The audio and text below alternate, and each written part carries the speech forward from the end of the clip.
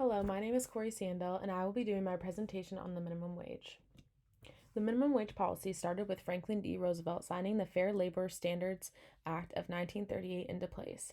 This act outlawed child labor, set a maximum of a 44-hour work week, and guaranteed a minimum wage of 25 cents an hour.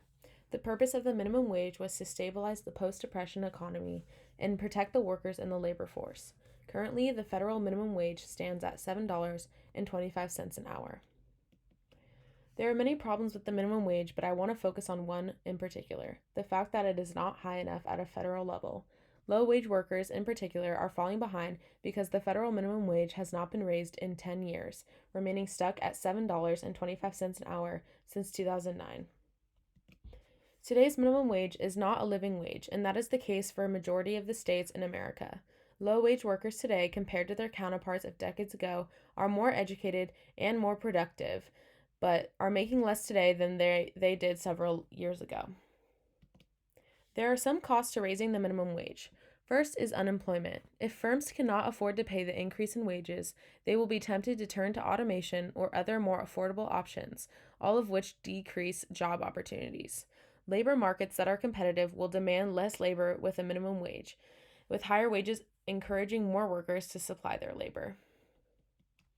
In addition, with raising the minimum wage, firms may become uncompetitive because they may not be able to afford wage costs, especially in states where the minimum wage exceeds the minimum wage at the federal level. This, in turn, will also encourage companies to engage their business somewhere cheaper and outsource labor to places like China or Taiwan.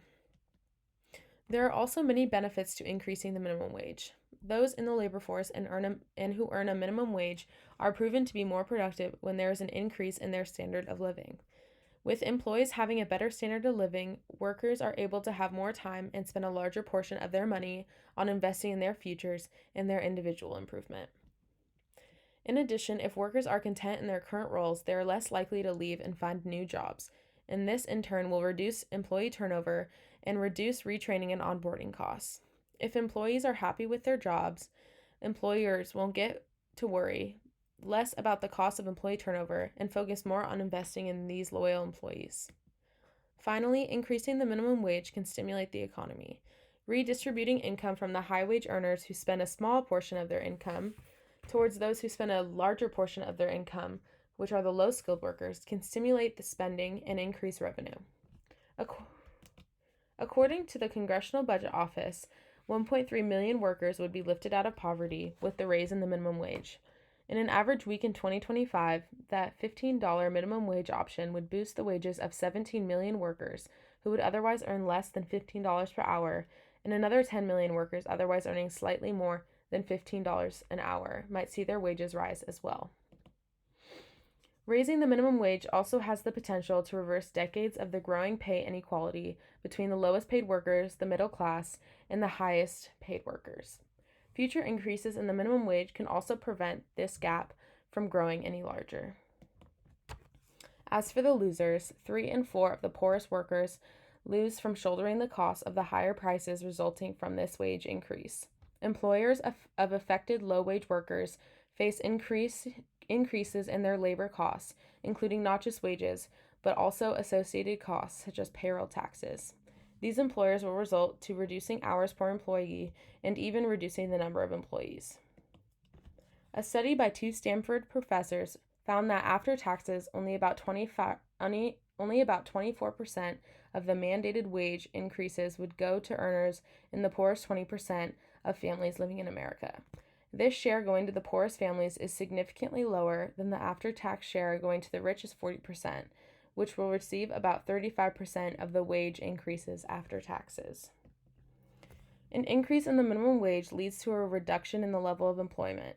With the increase in wages, labor is now more expensive to firms, so they will want to use fewer hours in order to lower their costs.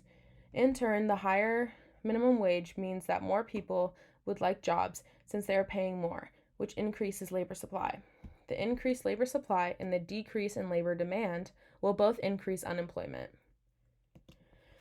Overall, I believe that increasing the minimum wage is a good idea, but at the federal level, it almost seems impossible to achieve. I believe a better way to approach it is to have states establish minimum wages based on the cost of living in different areas Rural and small towns generally tend to have lower living costs, and in turn, the small businesses that reside there cannot necessarily afford a $15 minimum wage.